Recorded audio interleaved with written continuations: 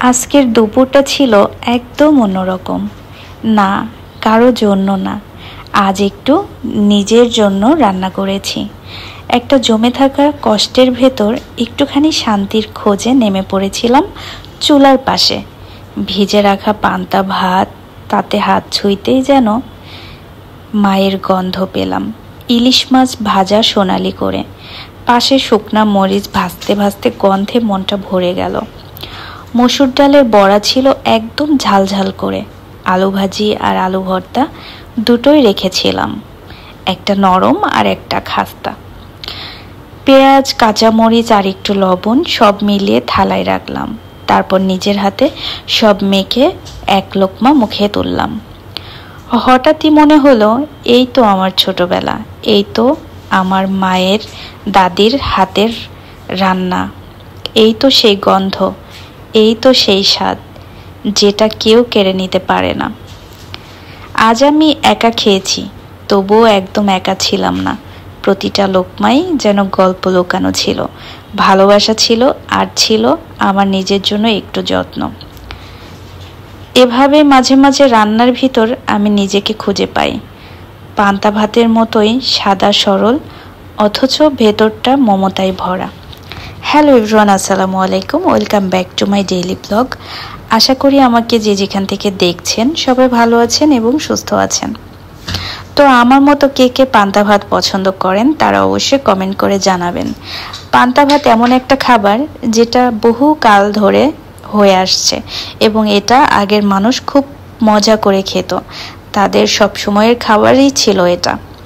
এবং পরবর্তী প্রজন্মে যখন এটা এসেছে তখন মানুষজন মনে করত যে এটা খাওয়া মানে খ্যাত, এটা গরিবের খাবার। কিন্তু সেই গরিবের খাবার, সেই খ্যাত মনে করা মানুষগুলোই আজকে নামি দামি বড় বড় রেস্টুরেন্টে গিয়ে চড়া দাম দিয়ে পান্তা ভাত খায়। যেই পান্তা ভাত খুব অল্পতেই অল্প খরচে বাসায় রেডি করা যায়, অথচ সেটা আজকের দিনে হয়ে গিয়েছে ট্রেডিশন এবং অথেন্টিক ব্যাপার এবং বাঙালির ঐতিহ্য। সেই কথা মনে রেখে পয়লা বৈশাখের মতো বছরের প্রথম দিনেও পান্তা ইলিশের আয়োজন করা হয় এবং সেই পান্তা ইলিশ চড়া দামে সবাই খেয়ে থাকে এবং ঘরে ঘরে পয়লা বৈশাখে সবাই পান্তা ইলিশ যে যার মতো পারে সেভাবে পান্তা ভাতের আয়োজন করে থাকে। এবং আমিও সব সময় কিন্তু পান্তা খেতে খুবই পছন্দ করি। আর শুধু পান্তা না, এই যে পান্তার ভিতরে যে পানিটা না, এই পানিটা যদি না খাই তাহলে তো পান্তার অথেন্টিক স্বাদটাই পেলাম না। শুধু ভাত আর মাছ তো এমনিতেই খাওয়া যায়, কিন্তু পানিটা যারা ফেলে দেয় তাদের মতো বোকামি আমি আর কারোর করতে দেখি না। তার কারণ পান্তা খাওয়ার ধরনই তো এই পানিটা, তাই না? যদি শুধু ভাত আর মাছ ভাজি, তারপর ভর্তা এগুলাই খেয়ে থাকি তাহলে তো পানি ভাতের দরকার ছিল না।